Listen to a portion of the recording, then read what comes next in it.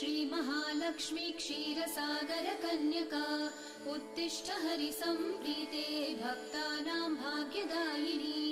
श्रीलक्ष्मी श्रीमहालक्ष्मी क्षीरसागरकन्यका उत्तिष्ठ हरिसम्प्रीते भक्तानां भाग्यदायिनी उत्तिष्ठोत्तिष्ठ श्रीलक्ष्मी विष्णुवक्षस्थलालये उत्तिष्ठ करुणापूर्णे लोकानां शुभदायिनी उत्तिष्ठोत्तिष्ठ श्रीलक्ष्मी विष्णुवक्षस्थलालये उत्तिष्ठ करुणापूर्णे लोकानां शुभदायिनी श्रीपद्ममध्यवसिते वरपद्मनेत्रे श्रीपद्महस्तचिरपूजित पद्मपादे श्रीपद्मजातजननी शुभपद्मवक्त्रे